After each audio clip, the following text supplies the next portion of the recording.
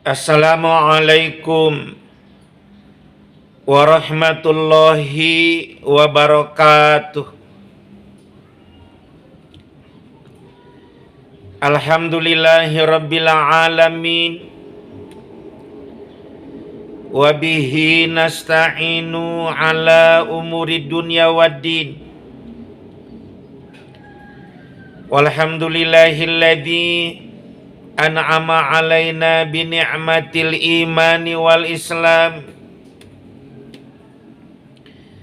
Walhamdulillahilladzi hadana li hadza wa ma kunna linahtadiya laula an hadanallah. Walhamdulillahilladzi arsala rasulahu bil huda wa dinil haqq liyuzhirahu 'alad dini kullihi wa kafa billahi syahida. Walhamdulillahilladzi arsala rasulahu bil huda wa dinil haqq liyuzhirahu 'alad dini kullihi walau karihal musyrikun. Walhamdulillahilladzi hamdan katsiran kama amara. Asyhadu an la ilaha illallah wahdahu la syarikalah wa asyhadu anna Muhammadan abduhu wa rasuluhu la nabiyya ba'dah. Wassalatu wassalamu ala asyrafil anbiya'i wal mursalin Muhammadin wa ala alihi wa ashabihi ajmain, amma ba'du. Para pendengar dimanapun berada, jika kita mendengar kata krisis, itu menunjukkan ada tanda-tanda bahaya. Bahkan jika krisis itu tidak diselesaikan, akan menjadi malapetaka. Sebagai contoh, kita sebut saja istilahnya krisis air. Menunjukkan bahwa air di sana itu sudah sangat sedikit. Menunjukkan bahwa kemarau panjang yang menyebabkannya. Sehingga dari krisis air ini, jika dibiarkan oleh pengurus setempat atau pemerintah setempat atau masyarakat setempat tidak berikhtiar, akan menjadi malapetaka yang tidak menutup kemungkinan makin banyaknya jatuh korban mati gara-gara krisis air tidak ditangani. Atau contoh lain berkenaan dengan krisis ekonomi. Sudah jelas tanda-tandanya, bahan-bahan sembako membumbung tinggi. Di sisi lain, daya beli masyarakat begitu sangat rendah. Nilai mata uang negara tersebut makin melemah dibandingkan dengan mata uang negara-negara lain. Jika krisis ekonomi ini tidak ditangani, akan menyebabkan bubarnya negara itu. Akan menjadikan negara itu dijajah oleh negara lain. Itu berbicara krisis. Dan kita punya kesimpulan bahwa krisis itu sesuatu yang bahaya, maka harus ditangani secepat mungkin agar tidak menjadi malapetaka yang lebih luas lagi. Nah, pada kesempatan ini pun Buya akan berbicara tentang krisis. Krisis apa Buya yang akan Buya bahas pada kesempatan ini? Tidak lain dan tidak bukan krisis pemuda masjid. Krisis pemuda masjid. Sudah banyak tanda-tandanya krisis pemuda masjid di berbagai negara. Jika krisis pemuda masjid ini tidak cepat ditangani, maka akan menjadi malapetaka. Krisis pemuda masjid yang Buya maksud, makin sedikitnya para pemuda yang aktif di masjid. Jangankan aktif di masjid, masuk masjid pun tidak pernah. Atau masuk masjid hanya sekedar pada saat sholat Jumat. Ini betul-betul krisis pemuda masjid. Sedangkan pemuda masjid itu atau seorang pemuda itu waktu-waktunya begitu banyak, punya inisiatif, energi, daya yang luar biasa. Bagaimana baginda Ali bin Abi Thalib berkata, "Subbanul yaumi rijalul ghad." Pemuda zaman sekarang adalah pemimpin di masa yang akan datang. Jika calon pemimpin kita di masa yang akan datang yaitu para pemuda, begitu tidak mengenal masjid, jangankan aktif, masuk masjid pun tidak pernah. Ini jadi malapetaka bagi ajaran Islam. Dalam pengertian ajaran Islam di sini dicorengi, dihinakan, direndahkan oleh kondisi krisis pemuda masjid ini. Yang lebih celaka lagi, kalau dibiarkan krisis pemuda masjid ini akan menjadikan umat Islam makin terpuruk. Umat Islam kesananya itu makin dipertanyakan nasibnya, ekonominya, sosial budayanya, lebih awal berkenaan dengan ilmu, pengetahuan, teknologi dan sainsnya, menyangkut tentang kemajuan-kemajuan yang lainnya, maka itu akan menjadikan kita makin rendah derajat dalam tataran persaingan kemanusiaan di dunia ini. Untuk itu pada kesempatan ini Buya akan menyampaikan apa penyebab daripada krisis pemuda masjid itu. Yang keduanya, apa akibat daripada krisis pemuda masjid ini. Dan yang terakhir, insya Allah Buya akan menyampaikan solusi berkenaan dengan krisis pemuda masjid ini. Baik, yang menyebabkan pemuda atau krisis pemuda masjid ini paling tidak menurut pandangan Buya ada lima penyebab, ya, 5 penyebab krisis pemuda masjid di berbagai negara. Yang pertama, dikarenakan adalah faktor pemerintahan yang sekuler, ilmaniyah,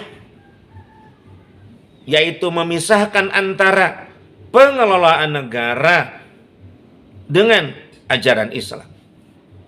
Dengan kata lain, ajaran Islam itu tidak begitu dipentingkan, bahkan nomor berapanya. Yang penting mengelola negara dengan cara-cara yang sifatnya adalah dengan hawa nafsu, dengan akal yang begitu lemah manusia itu, bukan diatur dengan wahyu dari Allah Subhanahu wa ta'ala. Yang memisahkan antara pengelola negara dengan luhurnya ajaran Islam. Tidak dipakainya ajaran Islam, lebih jelasnya tidak dipakainya hukum Islam, syariat Islam dalam pengelolaan negara tersebut. Itu penyebab yang pertama sehingga para pemuda, ya, sehingga tumbuh atau timbulnya krisis pemuda masjid. Penyebab yang kedua yaitu faktor lemahnya orang tua di dalam menjalankan ad-dinul Islam. Banyak orang tua yang tidak melaksanakan kewajiban sebagai seorang muslim. Tidak sholat, tidak mengeluarkan zakat, tidak puasa Ramadan, sudah waktunya man istata'a ilaihi sabila, tetapi tidak melaksanakan haji dan umroh. Berakhlak buruk, keluarganya broken home. Wah, itu parah. Faktor orang tua penyebab yang kedua, sehingga timbulnya krisis pemuda masjid. Jangankan jadi suri toladan, tapi yang jelas menjadi memperburuk kondisi keluarga dari sang kepala keluarga itu, sang ayah yang Buya maksud.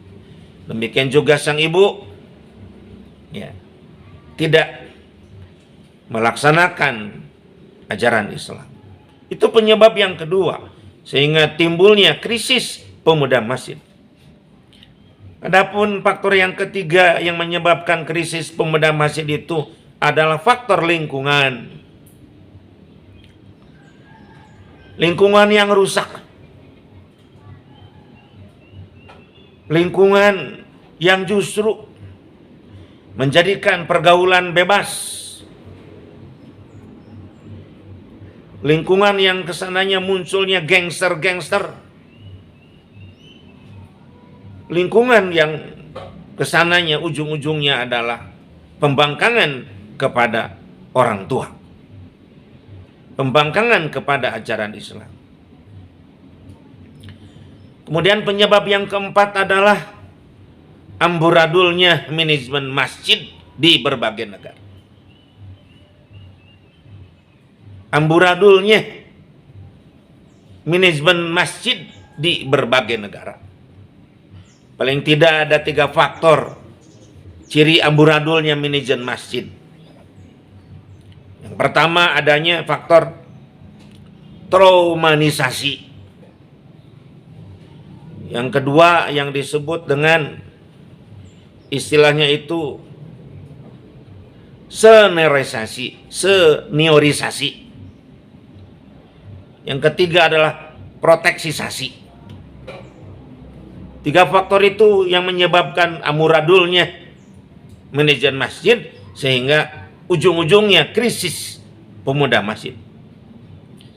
Dan yang terakhir, yang kelima, yang menjadi penyebab krisis pemuda masjid adalah faktor pribadi si pemudanya itu sendiri, yang tidak mau diatur oleh ajaran Islam, yang tidak mau diatur oleh orang tuanya.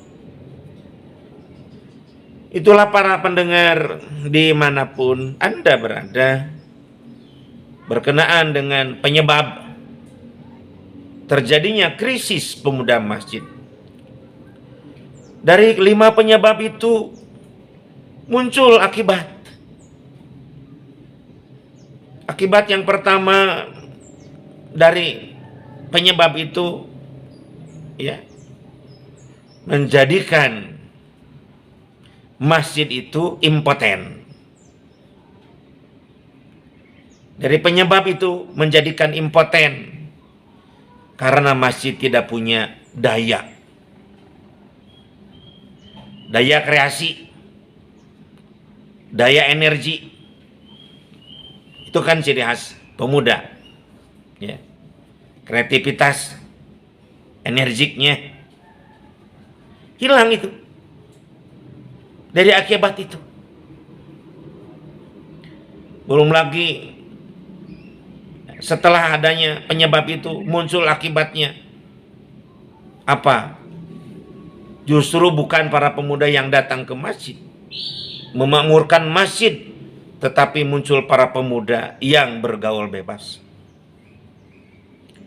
yang tawuran kesananya itu, yang bikin gangster-gangster. Ya. Kemudian penyebab ataupun akibat dari 5 hal yang Buya sebutkan di awal menyebabkan padamnya cahaya Islam. Yang harusnya para pemuda masjid itu begitu aktif memakmurkan masjid, tetapi karena penyebab-penyebab yang Buya sampaikan tadi, ada 5 penyebab paling tidak, maka menjadikan padamnya cahaya Islam, lambatnya perkembangan Islam, karena para pemuda tidak berperan di sini untuk menjunjung tinggi ajaran Islam. Para pendengar dimanapun Anda berada, setelah Buya menyampaikan sebab-musabab dan akibat daripada itu. Yang kalau kita tidak menanganinya, maka akibatnya akan lebih parah. Akan lebih parah. Akan menjadikan nanti masjid-masjid hanya tinggal nama, masjid hanya tinggal bangunan, tetapi yang mengisi bukan manusia. Tidak ada manusia yang ke sana. Ujung-ujungnya masjid pada dirubuhkan, pada dirobohkan, diratakan, mungkin dijadikan kafe, dijadikan rumah kontrakan lagi, dan lain sebagainya. Ya. Itulah yang menjadi malapetaka ujung-ujungnya. Kalau kita tidak berpikir dari sekarang, bagaimana supaya krisis pemuda masjid ini bisa kita tangani ke depannya. Baik. Solusi yang bisa sampaikan pada kesempatan ini, yang pertama, jika suatu negara tidak ingin terjadi krisis pemuda masjid, faktor yang pertama atau solusi, Bu ya, maksudkan yang pertama, negara yang bersangkutan mesti menegakkan syariat Islam.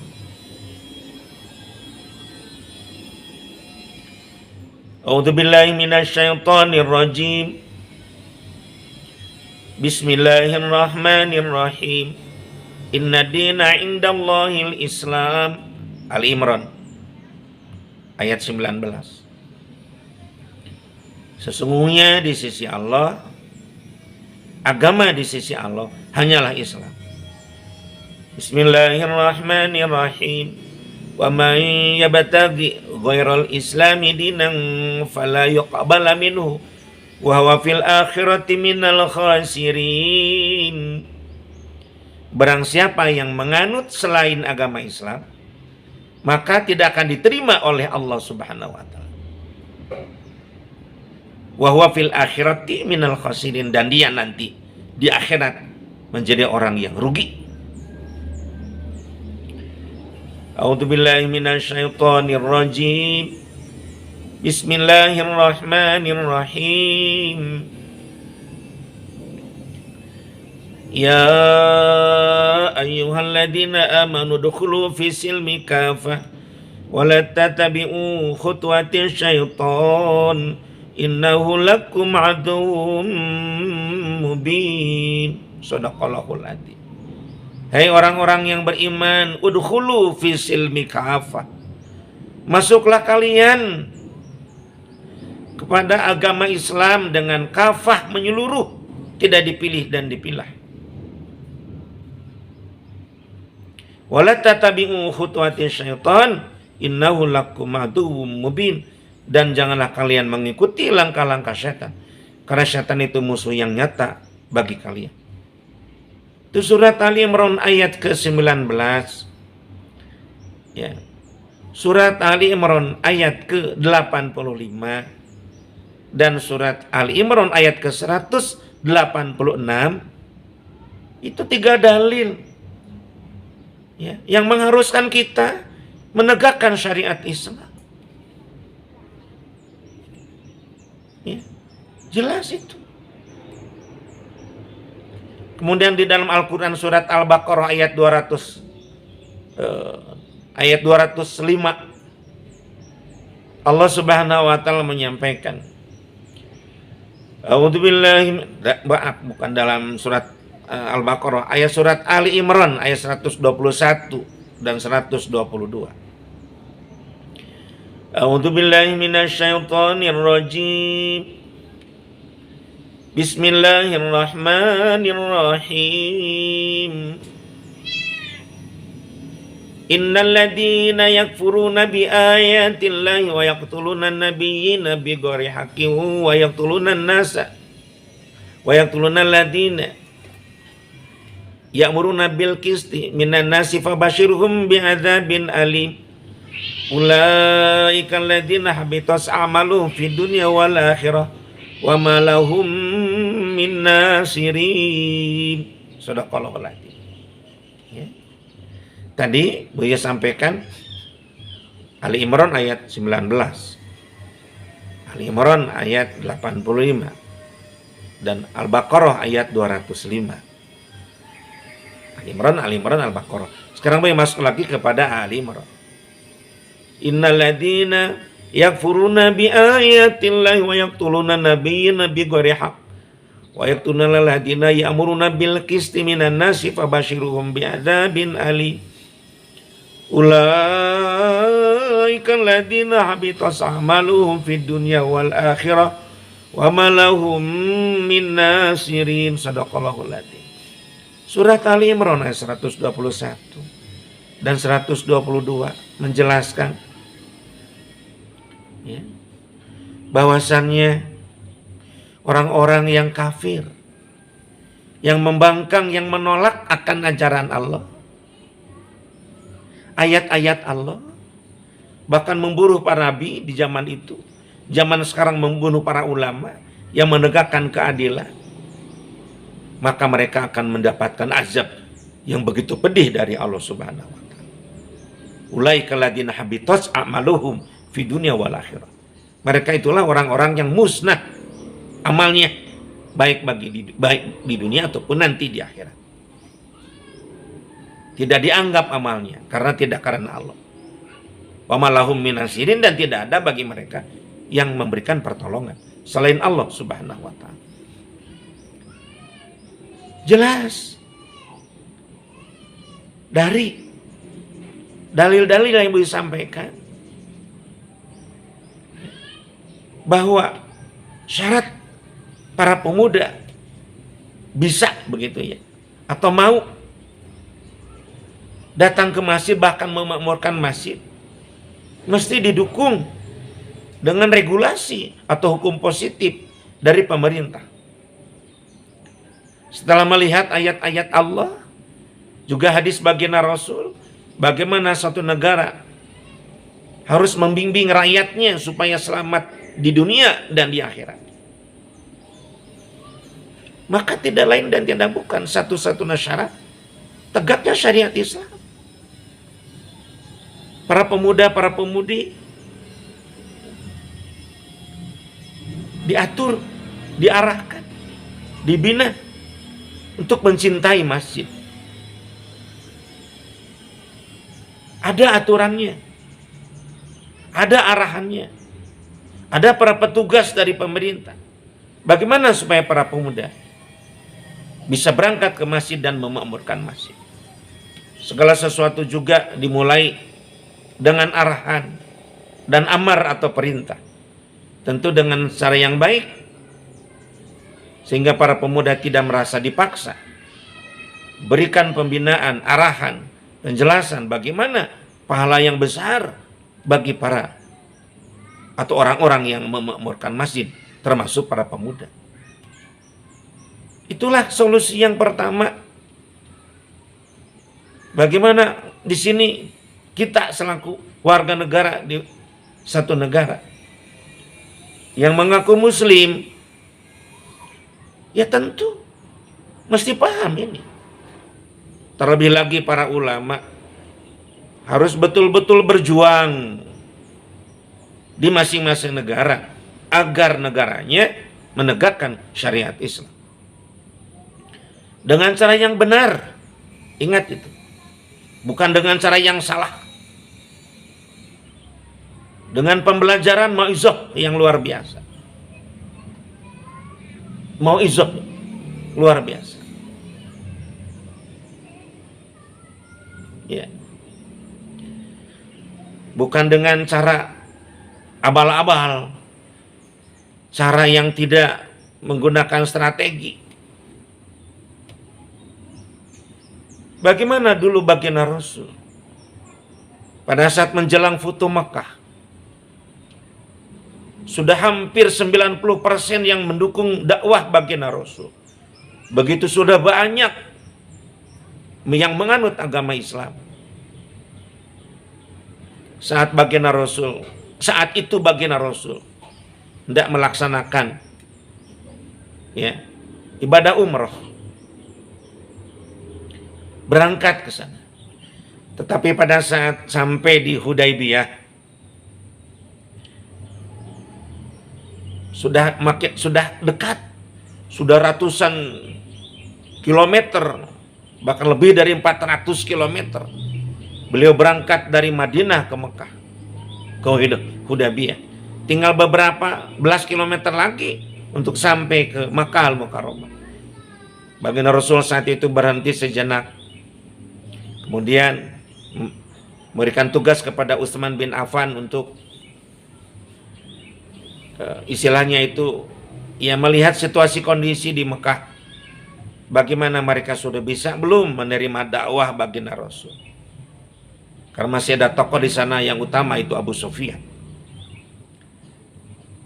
Cerita singkatnya, Utsman bin Affan kembali lagi kepada baginda Rasul bahwa di sana ya masih ada yang membangkang akan aturan Allah, membangkang, menolak dakwah baginda Rasul, tidak mau menegakkan ajaran Islam. Maka baginda Rasul saat itu tidak melanjutkan perjalanannya ke Makkah, memaksakan diri. Padahal sebetulnya jika saat itu baginda Rasul dengan 10.000 umat Islam yang berangkat ke Makkah dari Madinah, dengan selenyap dan sekejap pastinya orang-orang Makkah bisa, bukan dikalahkan istilahnya itu, ya dipaksalah. Kalau tidak mau tegak syariah, ya keluar dari Makkah itu, mengambil tempat lain. Saat itu baginda Rasul akhirnya melakukan perjanjian Hudaybiyah. Ini membuktikan bahwa, dan baginda Rasul pulang lagi ke Madinah, membuktikan bahwa tidak boleh segala sesuatu kita paksakan. Ujuk-ujuk kita ingin menegakkan syariah dengan cara-cara yang tidak sesuai dengan cara Rasul. Lemah lembut, adanya dialog, adanya contoh-contoh dari kita selaku para ulama penegak syariah yang harus memberikan akhlak yang baik, berbicara sesuai dengan amal, amal sesuai dengan bicara, berhusnuzon kepada orang-orang yang belum mau menerima ajaran Islam dengan kafah, bukan menyalahkan orang lain, salahkan diri kita, mungkin kita belum sungguh-sungguh menyampaikan Islam kepada mereka. Jangan benci sana, benci sini. Kita harus berhusnuzon. Bagaimana baginda Rasul banyak senyumnya, mukanya juga selalu ramah kepada siapapun, termasuk orang-orang musyrik, orang-orang kafir, dan orang-orang ahli kitab. Dalam hal ini para ulama mesti sungguh-sungguh. Wa man ahsanu qawlan mimman da'a ila Allah. Ya. Ud'u ila sabil rabbika bil hikmah wal mau'izatil hasanah wajadilhum billati hiya ahsan.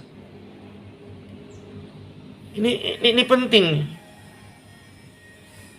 saya sampaikan, ya, supaya kita ini menjadi umat yang terbaik. Kuntum khairu ummatin ukhrijat linnas ta'muruna bil ma'ruf wa tanhauna 'anil munkar wa tu'minuna billah. Bahkan Allah Subhanahu wa taala memberikan patokan kepada kita, wa takum minkum ummatu yad'una ilal khairi wa ya'muruna bil ma'rufi wa yanhauna 'anil munkari wa ulaika humul muflihun. Dakwah-dakwah seperti itulah yang oleh para ulama harus terus disampaikan kepada orang-orang yang masih belum mau menegakkan syariat Islam. Ya, itu yang pertama solusinya. Yang kedua, faktor orang tua ini. Maka solusinya berkenaan dengan keluarga itu. A'udzubillahi minasyaitonirrajim. Bismillahirrahmanirrahim. Ya ayyuhalladzina amanu anfusakum wa ahlikum nara wa quduhan nas wal hijarah. Shadaqallahul adzim. Hei orang-orang yang beriman, Jagalah dirimu dan keluargamu dari azab neraka yang bahan bakarnya manusia dan batu. Maha benar Allah yang maha agung dari segala firman. Kita selaku kepala keluarga menjaga diri kita dari azab api neraka dan menjaga istri kita dan anak-anak kita jangan sampai tersentuh masuk bahkan ke azab api neraka yang bahan bakunya manusia di luar muslimah dan batu-batu yang disembah oleh selain penganut ajaran Islam. Ya, selain penganut Islam kan menyembah batu semuanya. Termasuk ahli kitab yang disembah kan batu. Ada patungnya itu. Di tempat ibadah mereka itu. Majusi membakar batu. Berhala-berhala, penyembah gunung, penyembah lautan, itu ada batunya. Dan itu semuanya akan menjadi bahan bakar. Termasuk pengikut Yahudi, ada batu ratapan. Wa quduhan nas wal hijarah. Jelas itu Allah menyampaikan. Di sini tentu orang tua, ayah terutama termasuk ibu. Bagaimana mendidik anak-anaknya agar cinta masjid. Kasih contoh oleh ayahnya. Jangan banyak perintah. Berangkatlah ayahnya ke masjid.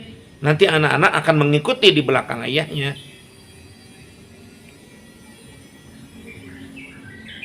Sejak awal perkenalkan anak-anak kita ke masjid.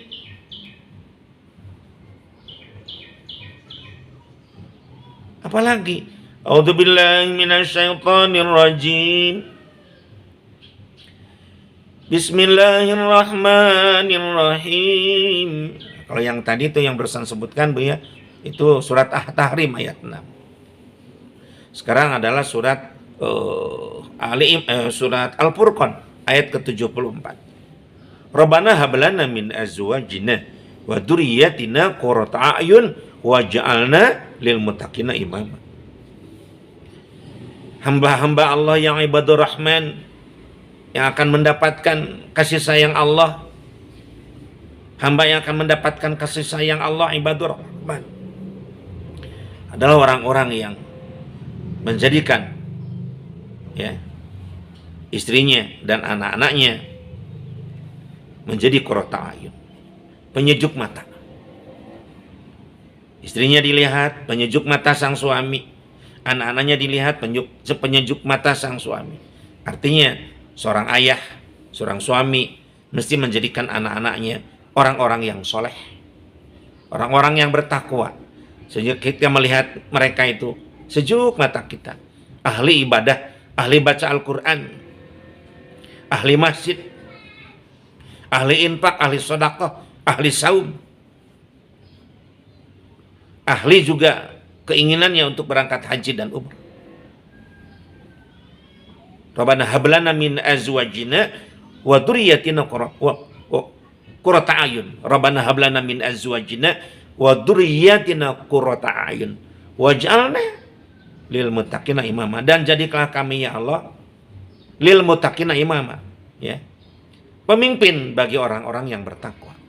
Artinya seorang sang suami mesti berusaha berikhtiar semaksimal mungkin agar istrinya dan anak-anaknya menjadi orang yang bertakwa. Kalau mereka sudah bertakwa, maka kita otomatis menjadi pemimpin orang-orang yang bertakwa di rumah kita ini, di keluarga kita ini. Rabbana hablana min azwajina wa dzurriyyatina qurrata a'yun waj'alna lil muttaqina imama. Apalagi Bu ya, At-Taghabun ayat 14. A'udzubillahi minasyaitonirrajim. Bismillahirrahmanirrahim. Ya ayyuhalladzina amanu inna min azwajikum wa auladikum aduwwan lakum fahdharuhum. Shadaqallahul adzim. Hai orang-orang yang beriman, sesungguhnya Istri-istrimu, anak-anakmu, aduwalakum, bisa menjadi musuh bagimu. Fahdharuhum, maka berhati-hatilah kamu kepada mereka. Kalau kita tidak membinanya sejak awal, anak-anak kita, termasuk membina menasihati istri kita, itu anak kita dan istri kita akan bisa menjadi musuh. Kita berangkat ke masjid, dia ke tempat mabuk-mabuk misal. Kita berangkat ke masjid, dia tawuran misal. Kita berangkat ke masjid, dia pergaulan bebas. Bisa menjadi begitu. Astagfirullahaladzim. Maka kita selaku orang tua, ayah dan ibu, mesti menjadikan anak-anak kita ini ahli masjid, ahli ibadah. Kita tidak tega nanti di akhirat kalau anak-anak kita masuk neraka, kita masuk surga. Bahkan jangan-jangan anak-anak kita nanti minta pertanggungjawaban kepada kita. Ya Allah, aku tidak rela ayah dan ibu saya masuk surga, saya masuk neraka, karena mereka, kedua orang tua saya, tidak pernah membimbing saya menjadi orang yang soleh. Bagaimana nanti kalau begitu? Diislahkan oleh Allah pada saat hisab dan mizan. Mungkin kita akhirnya masuk neraka bersama dengan anak-anak kita. Auzubillah, subhanallah. Para pendengar ya, manapun Anda berada, bahkan di dalam Al-Quran, surat Ar-Ra'd, surat ke-13, ayat ke-23, Allah Subhanahu wa Ta'ala berfirman, A'udzu billahi minasyaitonir rajim. Bismillahirrahmanirrahim. Jannatu adnin yadkhulunaha wa man shalaha min abaihim wa azwajihim wa dzurriyyatihim wal malaikatu yadkhuluna 'alaihim min kulli bab. Shadaqallahul adzim. Surga Aden itu akan dimasuki oleh orang-orang yang soleh. Siapa mereka itu? Wa azwajihim, istri kita dan suami kita. Bagi suami istrinya, bagi sang istri suaminya. Bersama-sama lagi nanti di surga Allah. Siapa lagi mereka? Orang-orang tua kita. Ayah, ibu, nenek, kakek, ke atas terus. Bersama-sama kita kalau satu jalan, ahli ibadah. Orang-orang yang soleh. Wa man sholaha min azwajihim wa dzurriyyatihim. Jannatu adnin yadkhulunaha. Wa man sholaha min abaihim, ayah-ayah kita, ibu kita, nenek kita. Wa azwajihim, istri kita, suami kita. Wa dzurriyyatihim, dan turunan kita, anak cucu kita, cicit terus. Akan bersama-sama lagi kita nanti di surganya Allah. Kalau satu jalan. Mereka ya, bertemu dengan para malaikat masuk ke surga. Yang Allah takdirkan kita, atas ikhtiar kita masuk surga. Para malaikat mengucapkan, selamat, kalian sudah mendapatkan kenikmatan dari Allah Subhanahu wa Ta'ala. Apakah kita tidak termotivasi dengan ayat itu? Apakah kita tidak punya cita-cita? Jelas ayat itu menyampaikan bahwa yang namanya rumah tangga bukan saja di dunia ini, hanya sebentar kita bertemu dengan istri, bertemu dengan suami, bersama-sama istri, bersama suami, bersama anak-anak kita, cuma sebentar. Tapi selama-lamanya nanti kita di akhirat. Alangkah indahnya, bahagianya,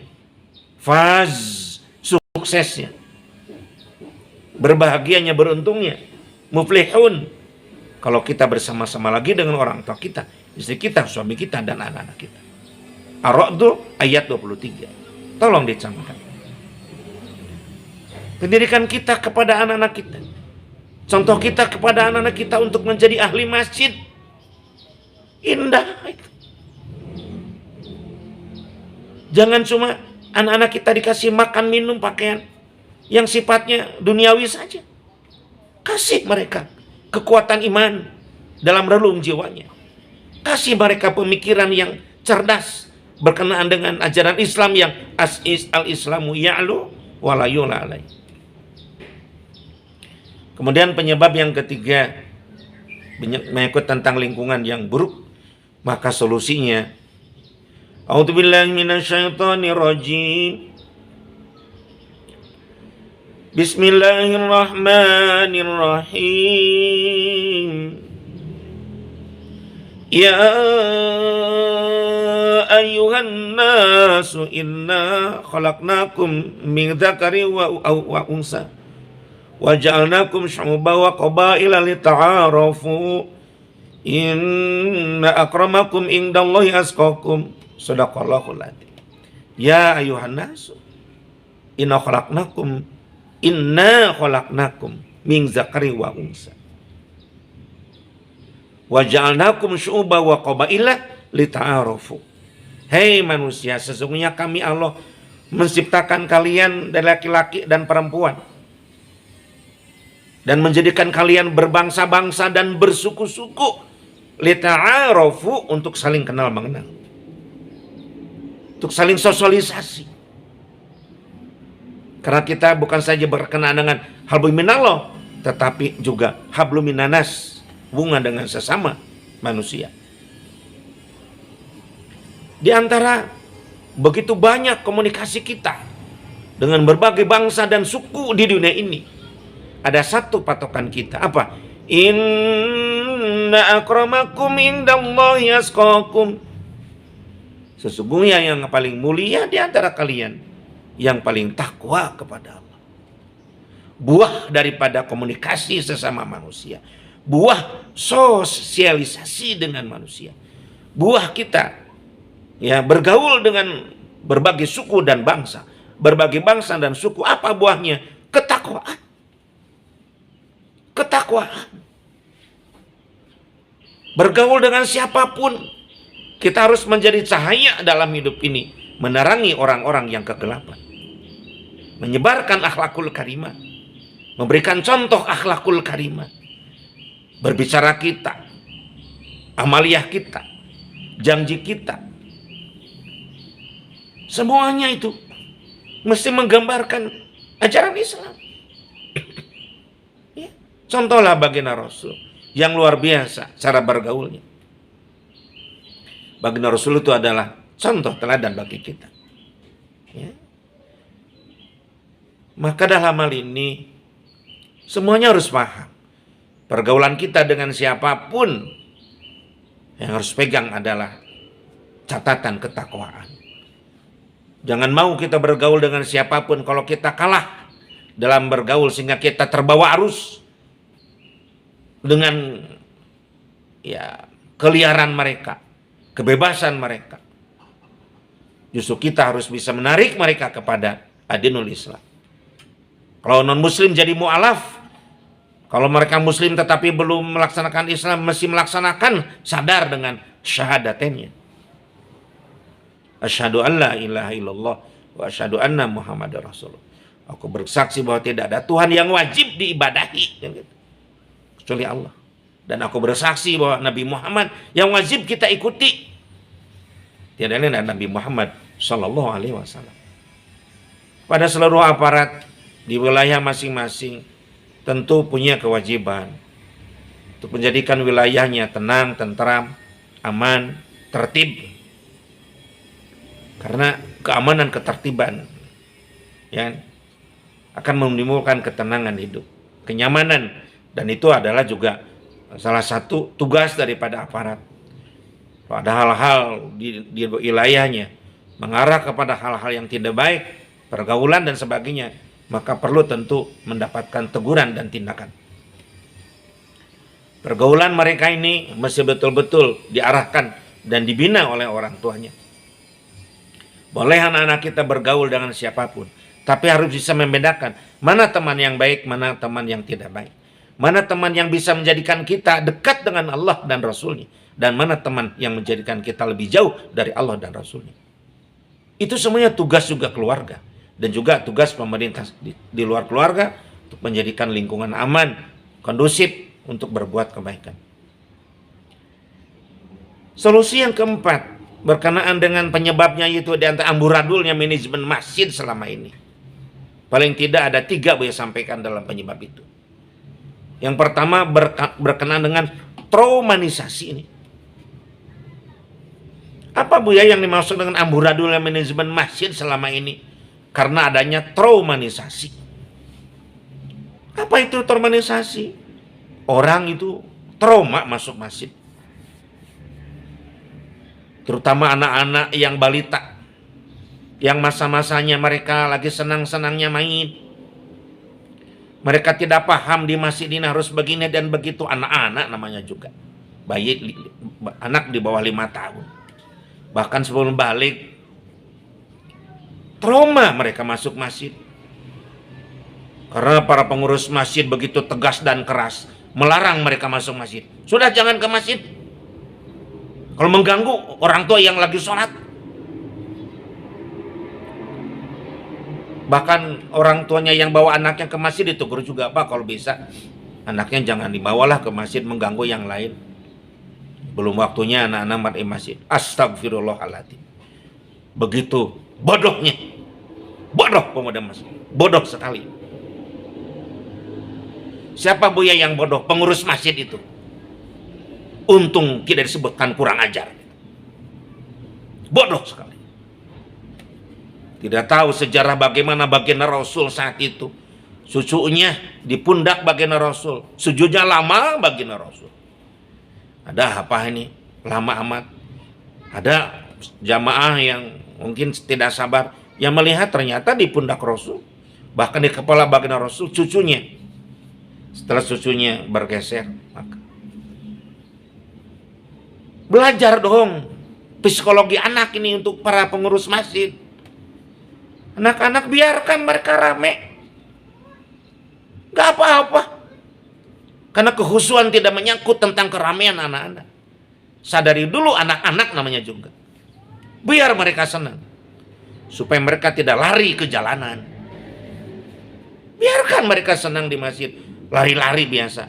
Cuma tentu masalah najis. Kalau memang masih pipis, bilang ke orang tuanya pakai pampers saja. Lalu lalang dan sebagainya. Biasa anak-anak itu. Nanti mereka akan menjadikan masjidnya sebagai rumah kedua. Senang mereka bermain di masjid. Dalam batas-batas kewajaran seperti itu, jangan bodohlah kita selaku pengurus masjid. Pelajari psikologi anak. Biarkan anak-anak. Anak-anak namanya juga. Kita selaku imam khusyuk kepada Allah. Kalau kita sudah punya prinsip di anak-anak, gak apa-apa. Kita akan khusyuk. Tolong nih. Ternyata krisis pemuda masjid ini disebabkan pengurus masjid yang bodoh. Saya sampaikan begitu saja. Saking keselnya. Tidak tahu psikologi anak. Anak namanya juga. Anak namanya juga. Memangnya masjid itu untuk orang tua saja? Rasain loh. Kalau nanti masjid itu bubar dan bisa dirobohkan oleh masyarakat setempat. Tidak ada seorang pun yang ke sana. Yang kolot-kolotnya, yang sepuh-sepuhnya sudah pada mati. Generasi pemuda tidak mau. Trauma itu susah untuk cepat dihilangkan. Melihat masjid juga anak-anak takut. Melihat bentakan orang tua. Bahkan dikejar-kejar sampai keluar. Keluar! Jangan main di masjid. Tolong kebodohan itu dihentikan. Ucapkan istighfar, astagfirullahaladzim. Semua pengurus masjid. Ya, tolong nih. Yang kedua, yang disebut dengan seniorisasi. Ini juga bahaya. Kalau traumatisasi menyangkut anak-anak balita yang belum balik. Yang kedua ini seniorisasi atau kolotisasi. Semuanya kepengurusan yang mengambil alih, yang memegang adalah orang tua. Pemuda tidak dikasih semacam ruang lah, dikasih pun cuma sedikit bagian. Orang tua yang sudah pakai tongkat-tongkat itu, para pensiunan itu, mengalihkan kebiasaannya, otorisasinya kepada dipakai di masjid. Bahaya. Sehingga para pemuda tidak bisa berkembang, tidak bisa berkreasi. Ide-ide para pemuda begitu mudah ya tidak diterima lah. Nah itu enggak lah. Itu biayanya mahal. Udah ini yang biasa-biasa aja begini rutin lah. Nggak usah ada ide-ide baru dan sebagainya. Itu sudah dibunuh kreativitasnya, energinya itu. Ya, sudah dibunuh. Seharusnya tidak ada senerisasi dan generisasi. Semuanya sama lah. Pengurus kasih pemuda itu. Ya. Kasih jabatan, keleluasaan. Kita selaku sepuh memantau saja, mengarahkan, membimbing. Para pemuda itu kan masih gres otaknya. Tidak seperti kita yang sudah begitu sangat jenuh lah menghadapi hidup ini. Biarkan mereka. Bahkan bisa muncul ide-ide kreativitas yang baru yang bahkan tidak terpikirkan oleh generasi tua. Diarahkan, dibina, diberi arahan maksudnya. Sok silahkan para pemuda yang maju. Kami orang tua di belakang membina. Gak usah takut ada orang gini-gini, biarkan bapak nih. Ya, yang backingnya itu kan kebaikan. Itulah seharusnya. Tidak seperti kebanyakan masjid di berbagai negara. Senerisasinya begitu sangat kental sekali. Semuanya dikuasai oleh orang-orang yang sudah sepuh. Bahkan bapak DKM-nya seolah-olah tidak boleh kalau DKM dipegang oleh anak muda. Sangat jarang di masjid ada DKM-nya anak muda. Dipegang oleh sepuh sehingga segan. Anak muda tuh segan.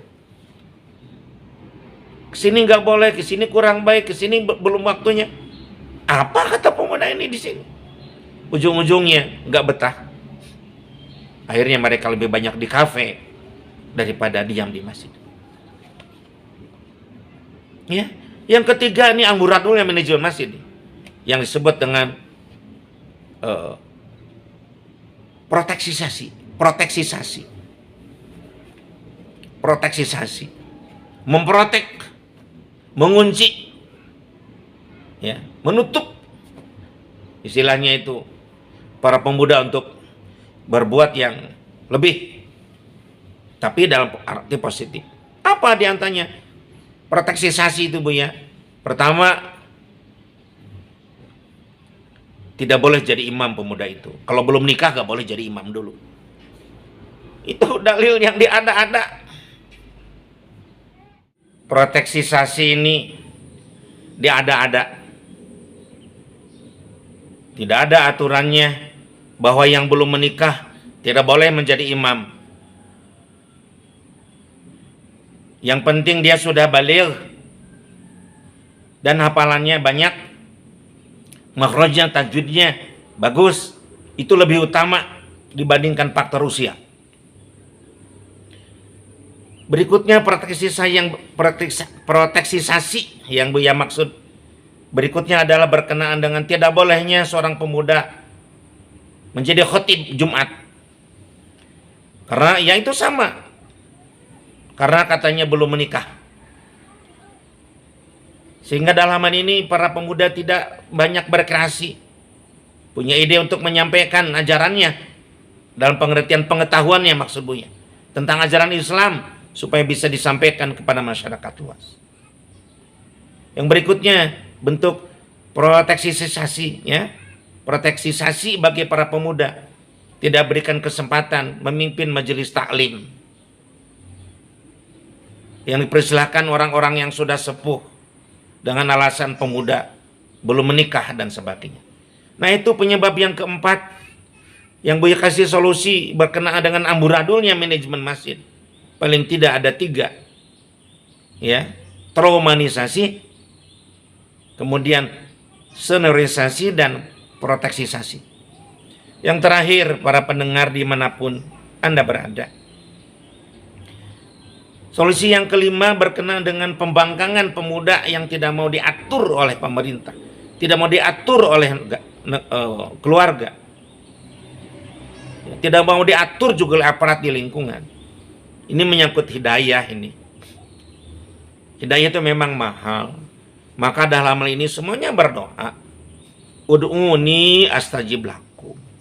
Berdoalah kalian kepadaku, astajib lakum, niscaya aku mengabulkan doa kalian. Orang tua, pemerintah, berdoa untuk pemuda yang membangkang ini, meskipun ini adalah istisna, perkecualian atau sya'dun ya.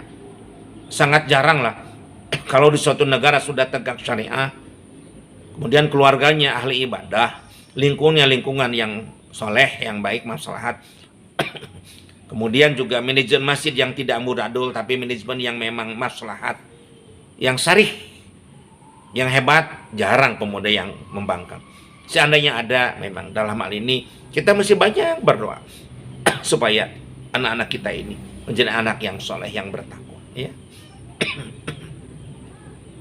Wa idza sa'alaka ibadi anni fa inni qarib ujibu da'watad da'i idza da'an falyastajibu li wal yu'minu bi la'allahum yarshudun. Itu sudah jelas Allah menyampaikan. Jadi kalau kita ingin diijabah, ya berdoa bagi orang yang berdoa. Jadi memang doa ini penting disampaikan. Ya. Demikian para pendengar dimanapun Anda berada. Terima kasih atas perhatiannya dan mohon maaf atas kekhilafan dan kesalahan Buya. Yang benarnya dari Al-Quran dan Al-Hadis, yang salahnya dari hawa nafsu Buya sendiri. Terima kasih banyak. Wabillahi taufiq wal hidayah, waridha wal inayah. Wassalamualaikum warahmatullahi wabarakatuh.